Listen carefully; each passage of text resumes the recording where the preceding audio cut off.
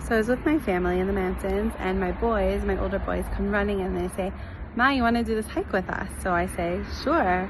"What is it?" So we're going to hike up Thunderbird, Steamboat Mountain, and we're going to take the gondola down, but we have to go quick. To make it in time for the gondola, we have to leave in 5 minutes. So she, "Sure, great, I'm ready. Let's go." We fill our water bottles, we pack a snack, and we head out.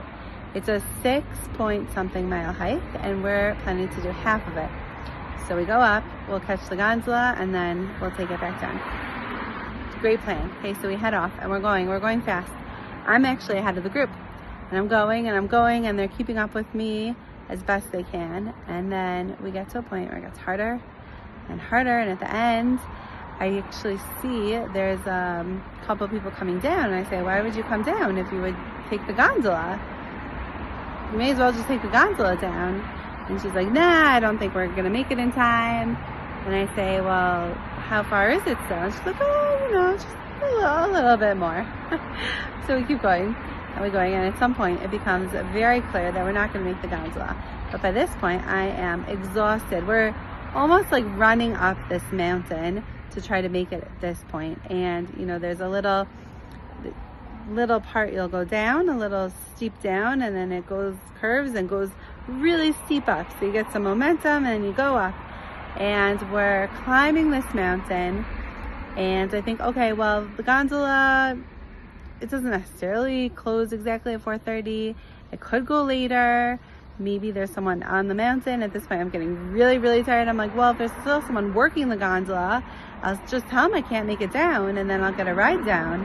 And I have all these ideas in my head as we're getting towards the end of the hike, and I'm just more and more exhausted. And one of my sons like, "Here, I still have Gatorade. You take the rest of my Gatorade." Like, "Ma, you could do this." We send one kid ahead to go hold the gondola for us. Didn't work. Anyways, we get to the top, almost the top, like the stairs right under the gondola, and it's clearly closed. And a kid who ran ahead is like the last person, just left. He's like, I told him, he said, "It's easier on the way down," and that's it. And so that's what it was. And we sat there right under the gondola, which was not moving, for a little bit, and we took a rest.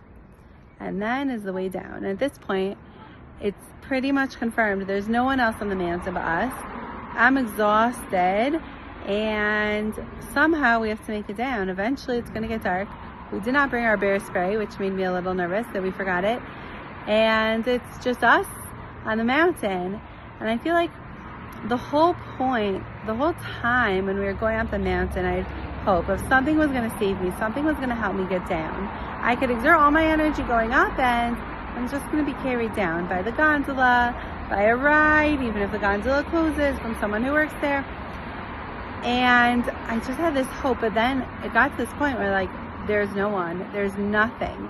It's us and God on this mountain, and maybe some bears, and that's it. And we're walking down the mountain, and I'm literally, and I think it really, like, think about it now, what was the point of that? Why couldn't we have just caught the gondola? And it's funny because the next day, it's 5:30, we see the gondola still running. It's like, what are you doing? The gondola is supposed to close at 4:30. Why is the gondola still open? And it was the weekend then, or closer to the weekend, and so they kept it open later for happy hours and whatnot on top of the mountain. But I really think that whole experience of climbing the mountain, being exhausted, missing the gondola. Why did we have to miss the gondola? We were meant to. That experience of there's no one, God, who can help me but you. And when we turn to God in that state, as we're coming down the mountain, then we're singing psalms, we're singing Tehillim, by we, I mean me, screaming at the top of my lungs, whatever I want to talk to God. This is the best type of way to speak to our Creator. The best kind of conversation is out in nature. There's no one around. You can just let it all out. And I knew there was no one but God there who could help us. That's it. There's no one. And those are the true moments of connection, because so often in our lives, we rely on so many other things, right? We rely on this person to bail me out, or that person, or the money I set aside for this, or whatever it is. There's always another option, right? If your car doesn't work, there's a friend, there's Uber, there's maybe the bus. There's always something. But when it gets to that point of no one, just stop and appreciate that moment of intense connection. And God says that when we call out to him in those moments and we're not relying on anyone or anything else, God answers us because God's not waiting for something or sending someone else. It's really like those are the true moments of faith, of building our trust and our relationship with our Creator. So may we all have some moments, similar moments, which are maybe a little less dramatic, and that we can just stop and connect and focus on who's really in charge, who's running the show, and who is helping and guiding us every single step of the way. Have a great week.